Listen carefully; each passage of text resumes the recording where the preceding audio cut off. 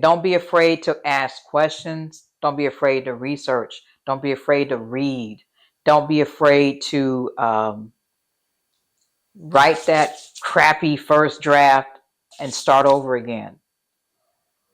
Don't be afraid to ask those tough questions. Watch me now. Say, I am the greatest. Look at us, mama, we made it. I'm going in like I'm bathing. Yeah, they had a buzz, but we shaved it. They got me feeling like some gauges, cause I'm in the air with it, baby. Had to get away from being basic and work hard on a regular basis. I'ma let them talk till it's my time, and I ain't gon' say shit. Give them bars like cages, and they still got a few more cases. You can unplug from the matrix and open your mind a little and see that it's fucking funny like a... Ladies and gentlemen, welcome back to another episode. This is Talking Riches. I had the great Miss Lorrie Irby Jackson, journalist. She's entrepreneur, writer, for articles of many sorts. Originally from Cleveland, Ohio. Yes. Transplanted to Texas. All the way to the hot city of Texas. So in this show, Lorrie, we like to talk about the foundation. Your blueprint of who you are and where you came from. Who raised you is very important of who you are today. So let's start with the blueprint, the foundation of who you are. I am the oldest of 4 children. My parents met when they were teens, and I guess I showed up in their late teens. And Cleveland was the slow and stereotypically happy 70s time. Then you move to the hustle and bustle of the South. So what I say shaped me was my early childhood of being spoiled in Shaker Heights by doting grandparents, then having to figure everything else out by myself or on my own in Texas, finding your footing in a new state with your family, and a larger racial makeup of others that I wasn't familiar with, obviously. More whites than in Cleveland, and you had to adjust. Nice. So, how did your parents meet? Let's start there. They went to 2 different high schools, so I guess their friend groups met up, and then they cornered off, and now you're talking to me. Oh, having the corner. that little pocket, it wasn't instant, but yeah, now I'm the result. Yeah. Right. Next. All right. Perfect. So, growing up, in your time period, it was different times, of course, during the time period. So, how did you get into your passion in media? How did that come about for yourself? Well, we are the last of the analog era, I like to call myself, where you didn't grow up tethered to a phone. You didn't grow up being able to fast forward through commercials and getting instant news the moment it happened. Events unfolded slower, time moved slower. And if you wanted to gossip on somebody, you had to get the TV guide. You had to get the Ebony. You had to get the Jet. You had to wait for the people to come out and hit the newsstand. If you wanted your favorite song to come on the radio, you might be able to get into a request line. If not, you had to sit there with your cassette tape for 6 hours and hope they played it again. So it was a much slower, I would say easier time than what we have now. People in this day and age, they expect instant gratification. They couldn't have waited for that right on or that Black Pete to hit the mailbox and tell them what the gossip was, or it was just a different time. And I'm thankful to have had my foot in both worlds, analog and digital. So I always wrote to express myself, because when you're the oldest of 4 kids, sometimes people don't want to hear anything from the kids because there's a lot of noise.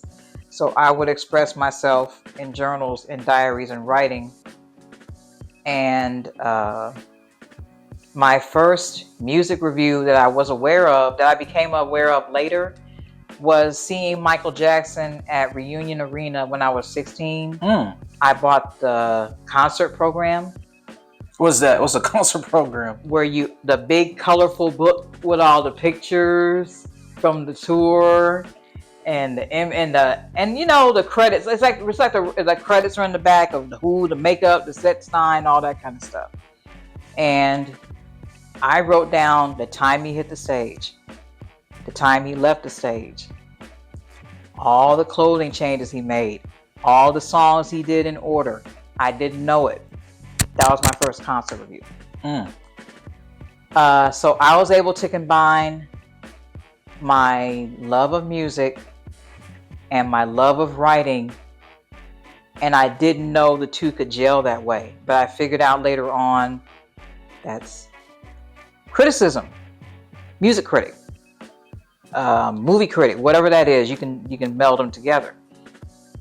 And I've been very lucky in that aspect. I kind of lucked into my position. It wasn't always luck. Let me put it a different way.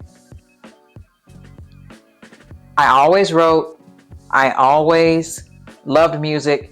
And I met a gentleman in college that was the editor of my school newspaper.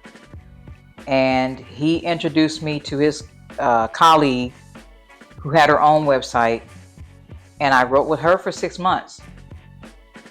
And I covered concerts. I wrote album reviews. And I interviewed people. Among them, Tommy Davidson, Mary J. Blige, a couple of others. And I took my best clips and I put them together. And when I was reading the Dallas Morning News, I said to myself, they don't cover a lot of R&B in here. They don't cover a lot of hip hop in here. Either they don't know how to do it or they don't have anybody to do it. So either way, I got them. So y'all don't never heard of this, I'm sure. I took my clips, I assembled them, I loaded them to a fax machine. Jesus. Hold on, how you do that? You load them into it's like a printer, but you press the buttons and it dials the site and you forward the information. But I sought out the name of the editor of the arts and entertainment section, told him who I was, told him where I wrote, sent the 3 clips. 3 weeks later, I was in there. He enjoyed what he wrote. He enjoyed what he saw. And first I got the routine assignments.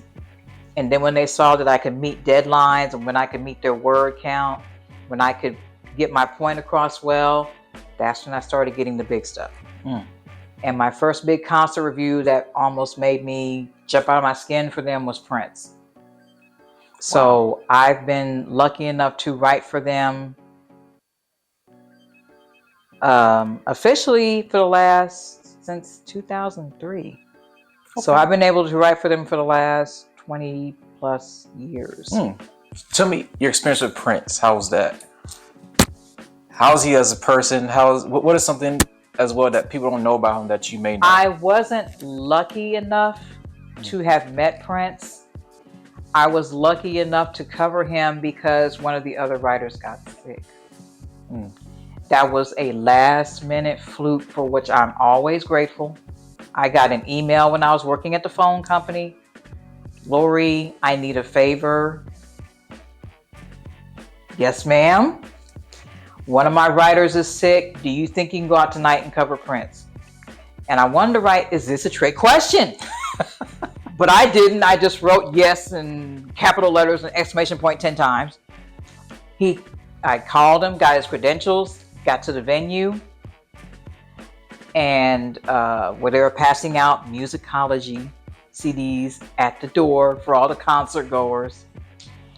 And it was right after Ray Charles passed away. So he incorporated some of Ray Charles's songs into the middle of his set. He was immaculate. He was outstanding, and he was enthusiastic, on fire for his fans. The only thing he didn't do for us was sing the entire 1999 because he said that song is obsolete. I really don't want to sing it, but since you're asking nicely, I'll give you a little verse. And he sat down and dropped it acoustically on the stool, and we were ecstatic. It was an amazing night. I do know Friends of Prince.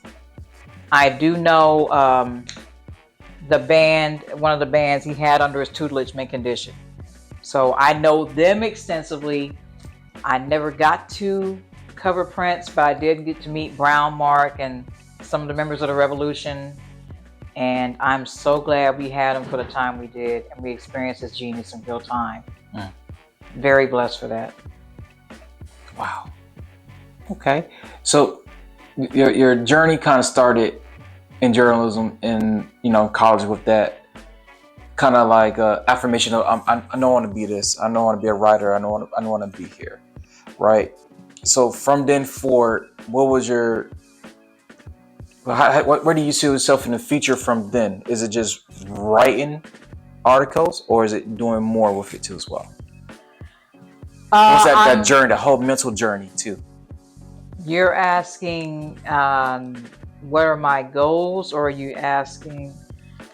Yeah, books could be on the horizon. It just takes a lot of mental bandwidth to get there. For me to sit down and focus on what would be good subject matter. I've gotten plenty of ideas.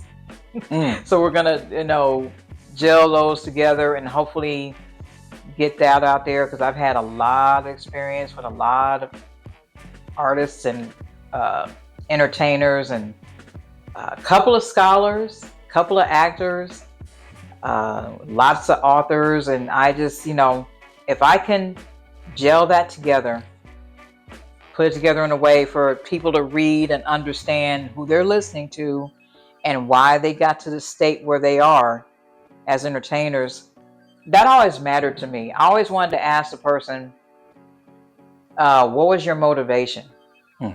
What made you create that song?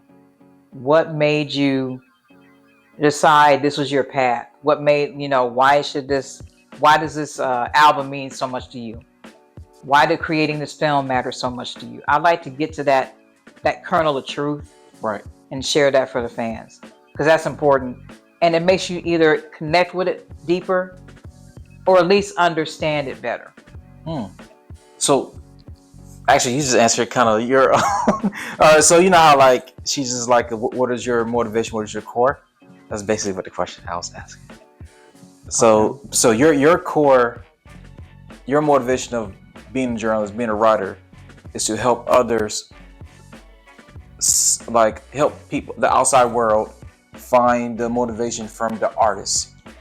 Right. Like one of my goals was the audience for the Dallas Morning News, especially back then, was a lot more conservative, a lot more unexposed to urban entertainment, I should say. So I would want to localize that singer or localize their work to make you understand why you should care, why you should listen, why you should go see that movie. That was my goal. And my goal is wasn't always to sell it, but to make you comprehend it and receive it. Does that make sense? That makes perfect sense. Okay. So now you're writing. Yes. And you now, you spoke about meeting Pam Grier. Oh. She's eclectic, but she's authentic at the same time. Brilliant lady. And I'm surprised she didn't catch the drool over the phone when I was talking. She was so humble, and she was so tangible, because there was a storm in Colorado on her ranch, and she was supposed to call me earlier, and I'm antsy when you don't, you try to give the artist about 15 minutes leeway, It could be like they're getting off a plane. It's a time difference. You want to give them a little room. And then I'm calling the publicist, but the publicist couldn't reach her either. They didn't know what was going on. It was an electrical storm and stuff. I got a hold of her an hour later. She's calling me profusely apologizing, saying there was a storm here. I went to gather my horses. I wanted to make sure the barn was heading down. I'm just like, Pam Grier is apologizing to me. Oh my gosh. How did I get here? But she was the warmest, most authentic.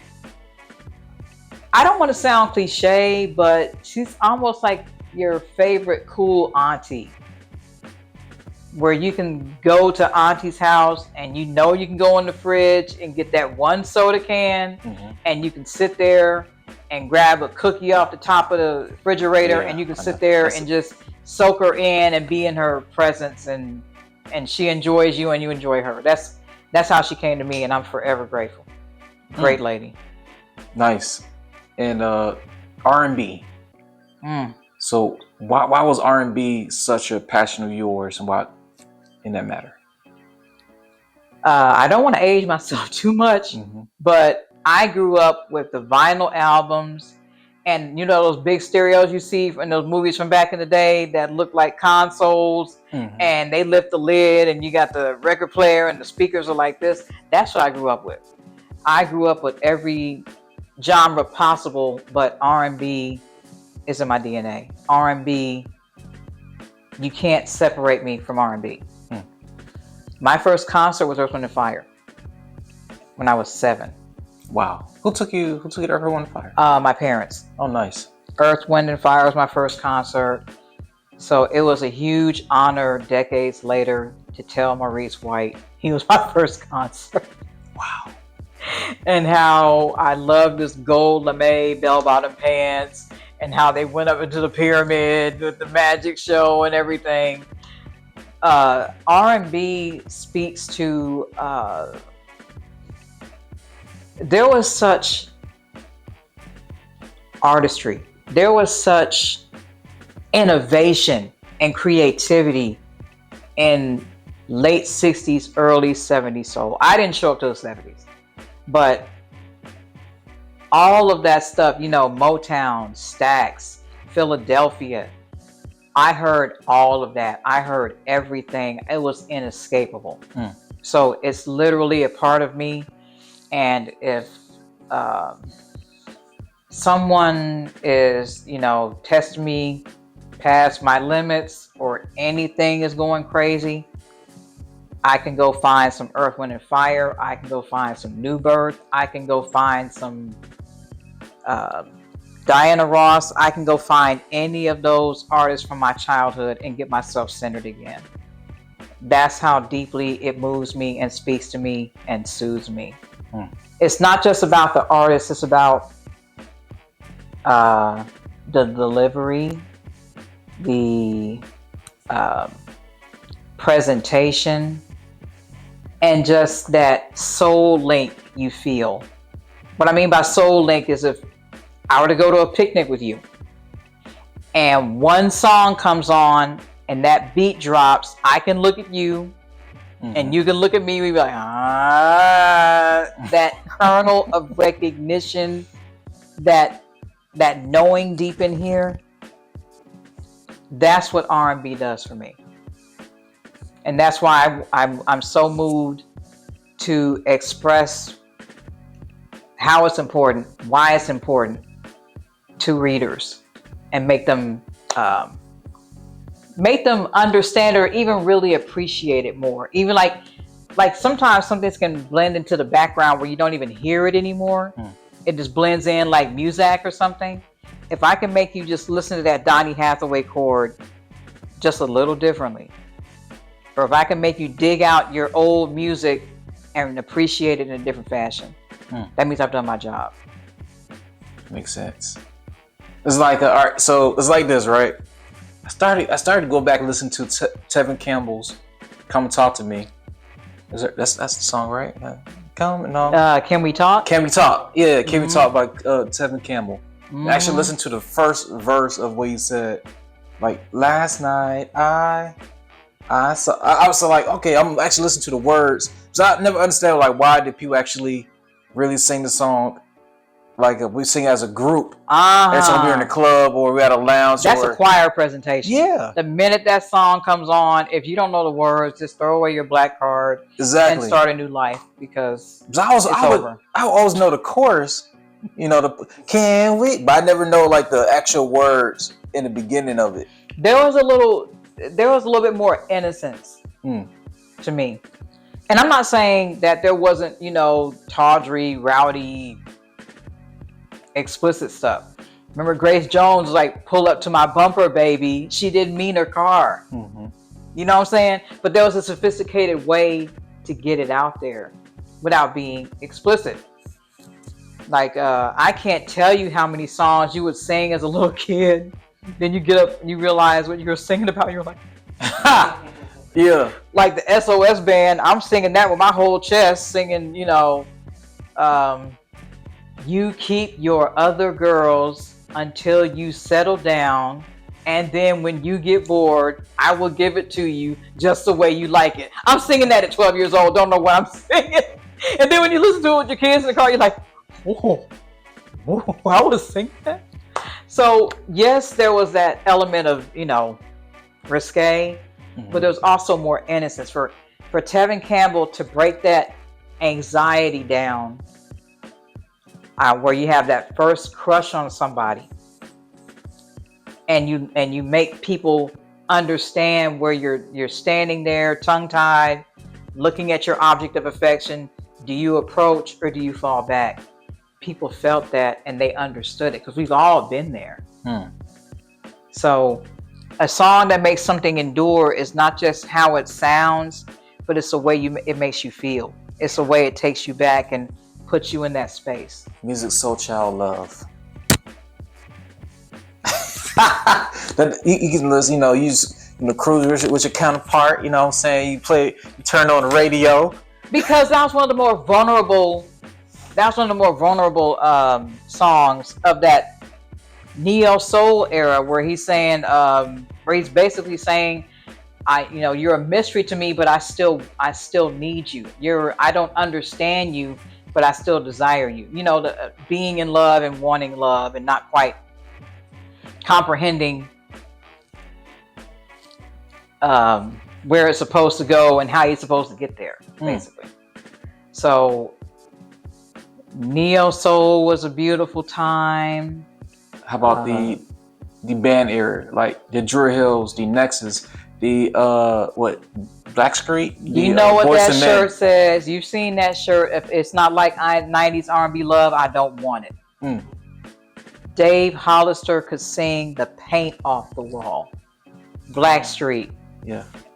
Coco from SWV, her voice takes you somewhere. Drew Hill, he takes you somewhere. That was a beautiful era, and I really do wish that people could come together and bring that back. Bringing the instruments along would be great too. We had a few bands in the 90s, and some of them stayed together, some of them fell apart, some of them are in between both statuses. But it means a lot to have some child see that trombone slide, watch the congos get played, listen to that delicate trill on the piano. That means a lot. That builds connections in the brain. It lights up every area of the brain. Music, and it involves you from head to toe. It's not just something that blows through your ears. It hits your nerve endings. It hits your prefrontal cortex. It's everything. So for somebody to make that connection and look on the stage, don't get me wrong. I love Cisco's doing flips. I love the vocals. Casey can roll on the ground and sing. I love it. But for somebody to be able to see that mic stand and see all those instruments come together and compose and perform, that's beautiful too. We need all of that. We need my parents' era. We need your era. We need it all. It all matters. Okay. So, you grew up during the time when Michael Jackson was at his height. and Prince was at his height, right? So what do you think differentiates the two? The difference to me, because I mean, they were literally only 3 months apart. I mean, Prince was June 7th, Michael Jackson was born August 29th, and I know. I was there. I had all the magazines, all their stats. I think the main things that makes them different was Prince was his own. He was his own everything. Michael had his brothers to rely on and guide him at first and help him find his sound. And I'm not saying Prince was a lone wolf by any means. I'm not saying there wasn't Andre Simone. I'm not saying there wasn't Morris Day. I'm not saying there wasn't those who helped shape his sound. But I think Prince was fiercely individualistic from the beginning. And he found his sound singularly that way. And Michael had his brothers to sing with and form his sound with at first. Then he had to find his own voice. That's how I see it. And I've been lucky enough to see them both live, and that's a beautiful experience in itself. But I love them both. I grieve them both, and I'm so glad we had them to show the world the two. They came from two opposite ends, but they're still on the same spectrum. Michael's instrument was more of his mouth and his ears, and Prince's was more, tangible. Right. They both could write, they both could produce, they both could move. You don't want to follow either one of them. You don't want to go without either one of them.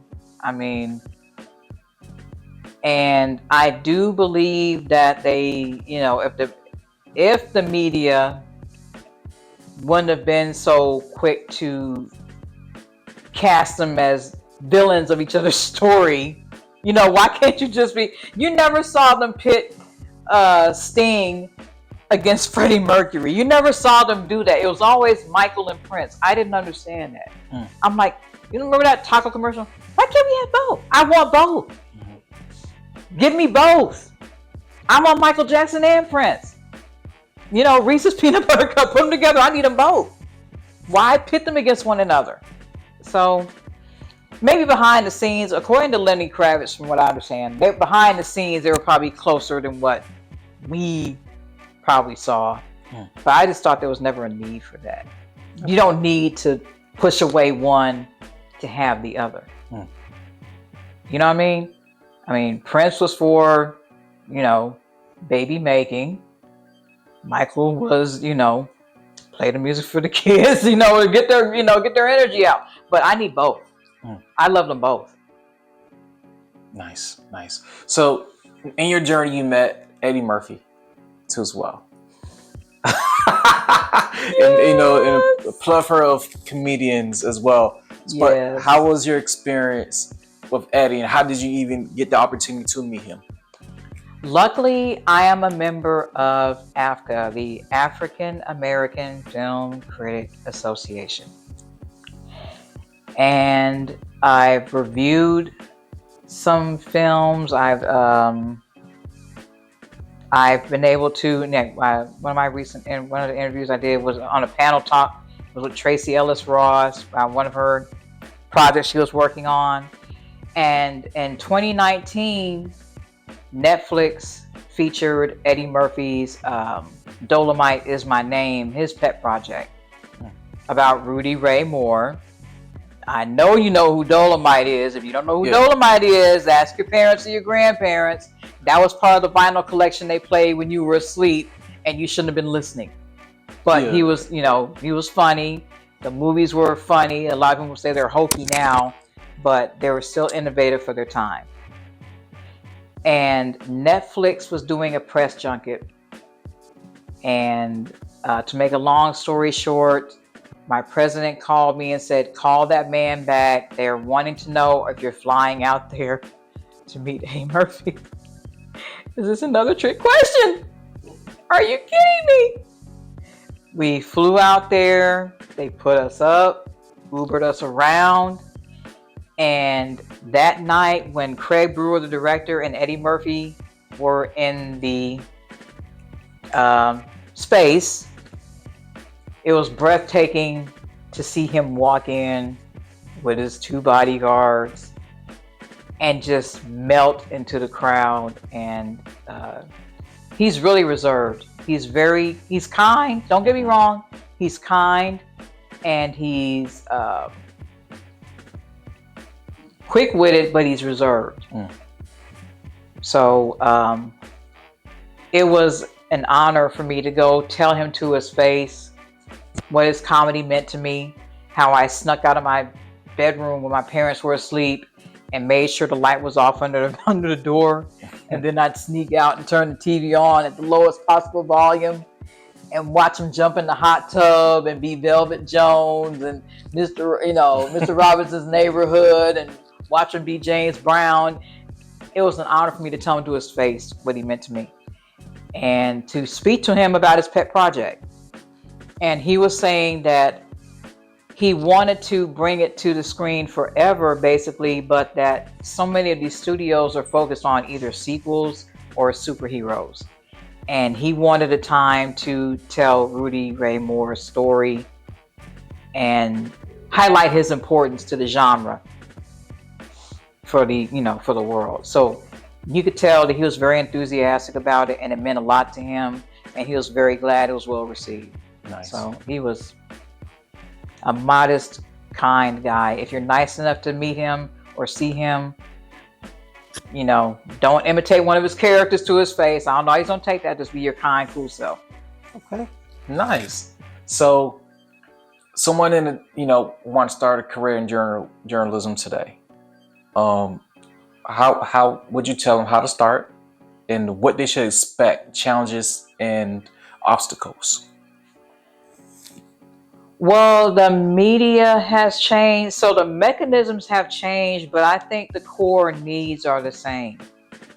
Back when I was a teenager, a while ago, I actually wrote Peter Jennings because he was my favorite newscaster. Canada's Peter Jennings. And he said, I asked him, what could I do to be like him? World News Tonight, ABC News with Peter Jennings. And go on YouTube if you haven't seen him. He passed away in 2005, I think. But he wrote me back. I was really shocked. But he said, have a well-rounded education and an inquiring mind. Mm-hmm. That doesn't mean you have to run out and solely focus on the degree. It's not always about focusing on the degree. It's about developing a curiosity about life in general. Developing it. Don't be afraid to ask questions. Don't be afraid to research. Don't be afraid to read. Don't be afraid to write that crappy first draft and start over again. Don't be afraid to ask those tough questions. If I had an artist one time, Kirk Franklin, I interviewed Kirk Franklin. And the big deal around the time was it was his porn scandal. And he did not, people were saying it was a big problem. How can you be in gospel and you have this issue, blah, blah, blah, blah, blah. And you didn't want to walk up to him and ask him, hey, how's that going? So the best way to approach somebody if you're reluctant to ask that hard question is to say something like, your publicist didn't want us to bring this up. Is this still an issue for this? Is there something you want to expound on as far as this issue? And let them address it. Kirk Franklin told me, I don't mind talking about it. It's just that it's not pertinent to me because it's so very long ago. That's something I dealt with a long time ago. It's just something that you've heard about just now, but it's something that's long behind me. So I really don't mind talking about it, but it's not a present issue for me. Yeah. So if you have a difficult question, maybe frame it in that way. Be respectful. Be assertive. Think the way a fan would think, but don't act like a fan so much. until they've made it clear that you have that kind of rapport. One editor said something about me when he didn't know I was listening that I will cherish for the rest of my life. He pointed to me and he said, anybody can report. That woman can write. Sharpen your writing skills. You get better with time. You get better with experience. You get better with perspective. When you go out more, when you explore more, when you listen to different genres, you read different books, you watch different films, you go into a different area than when you're more comfortable, that's how you grow. So don't be afraid to grow and ask those tough questions. Don't be afraid to ask for that second opinion. If you're tired of a draft, don't throw the draft away. Walk away for 10 to 15 minutes. Let it gel, let it marinate, then come back. Something will make sense to you. But some of my most rewarding talks have been the people I've been the most scared to talk to. There have been situations where I didn't feel like I was up to the task and I still pressed myself forward. Be respectful, but be firm. And let them know that you are about business. Let them know that you are there to tell a story and that you're not there to goose them. You're not there to, catch them slipping. You really want to get their point across. You really want to showcase what they have to say or what they have to express to the world. And that's how I've been able to gain rapport with a lot of people that wouldn't otherwise not provided it, probably. Wow. Okay. That was good. I was in there like. Oh, really? So I wasn't like. No. You were like you. Oh, that was. Yeah, that was on point. What is your words of wisdom? And also, after your words of wisdom, how can someone reach out to you, to be a big sister, a mentor in the journalism world, and use for guidance? Reaching out. I am on Instagram. The name of my blog and the name of my Instagram is motherofcolor.com. Follow me there. I am on, I will never call it X. It's Twitter. You want to follow me on Twitter, use my name. I'm on there. You can't miss me. My pictures with myself and Stevie Wonder. You can't miss it. I haven't changed my picture for the last 5 years because it's me and Stevie Wonder. What other picture can you need?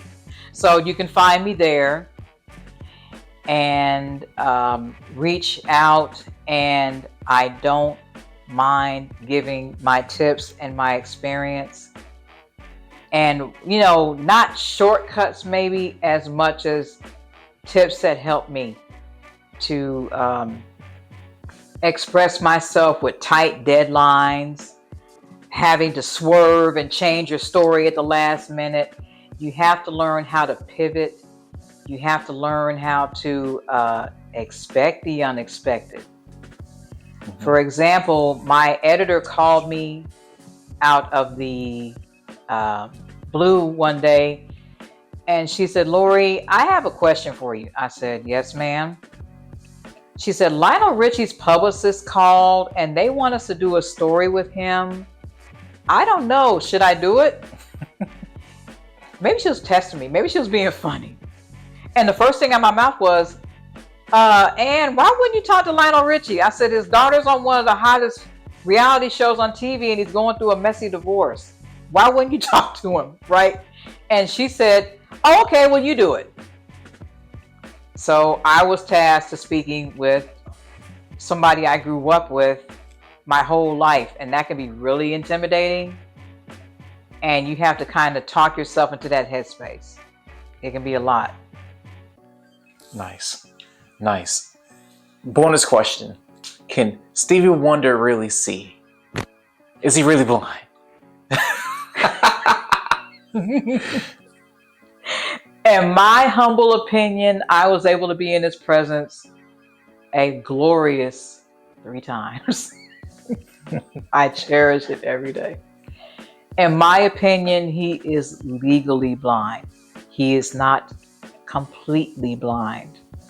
He had too much oxygen in his bassinet as a premature baby. So it did affect his vision, but that doesn't mean he's completely without it.